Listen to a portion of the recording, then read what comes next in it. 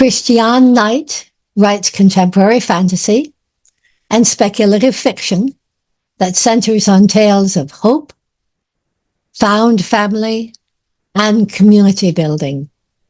Her already vibrant hometown of Baltimore, Maryland is the backdrop for her work, and there's always a soundtrack for added ambience.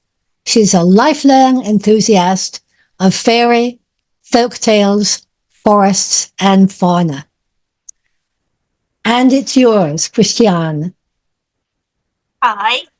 This is an excerpt from A Third Kind of Madness, a story about what happens when Denny, a photographer with a severe lack of self-confidence, falls for a muse girlfriend that everyone else wants to steal. Luckily, there's also magical beings that want to help Denny, even if their idea of helping isn't always what Denny was looking for. This scene has Denny unexpectedly drawn to a kind of water elemental that they've never encountered before. And they know that this means they'll have to tread carefully.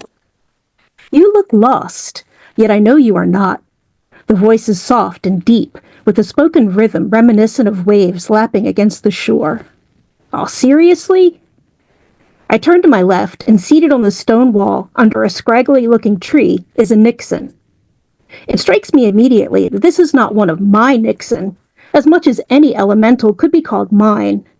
I'm not even sure that I know it because they are such amorphous beings, and even this one can't seem to settle on an appearance. It keeps shifting between long and short hair, or whatever the watery substance is on its head. Otherwise, it's surprisingly stout in build, quite different from the Nixon I know, and almost squat. It still has that blue-green purplish hue to it, though, as much as I can see through the meager shadow the tree provides. I don't believe we've met before.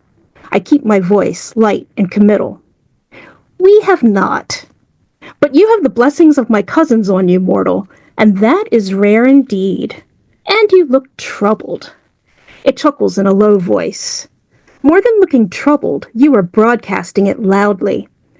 And as luck is on your side, I believe I may have insight for you. It's true that I don't know what to do, but I can't afford to be in debt of someone as powerful as an elemental, especially not now. Oh, I can't afford to disrespect it either. Crap. Your offer is much appreciated, though. I add a little bow at the end. Can't hurt. The bow earns me a delighted laughter from the strange Nixon. You've been well tutored. Not that one such as myself stands much on ceremony. As you can see, I'm hardly fastidious. It gestures to the dark, polluted water below us. No worries, mortal. Your bond with my cousin speaks well of you. No need to return favors from me. It gestures me closer, then seems just as quickly to change its mind. I am used to staying in the shadow, but let me step to you. The reputation of my kind is not a good one, and deservedly so. But I will not harm you. I will come away from the water to prove that. As it emerges from under the shelter of the tree's branches and few remaining leaves, the streetlight's yellow-toned glow illuminates the Nixon's stout body, revealing all the details that were hidden before. It's not a Nixon at all. It looks similar in face and colors, and how it shifts, but the resemblance ends there. Its sturdy frame is not as streamlined as the Nixon I know, but rather bumpy and textured. It takes me a minute to realize that the bumps are actually barnacles. They cover its ankles and wrists heavily, and less so across the rest of its body. Its hair is mixed with long strands of seaweed, and there are clumps of it wrapped around the creature's body as well.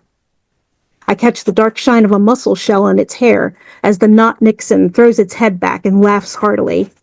I see that I have surprised you. You thought I was the same as my cousins, yes? I nod, speechless.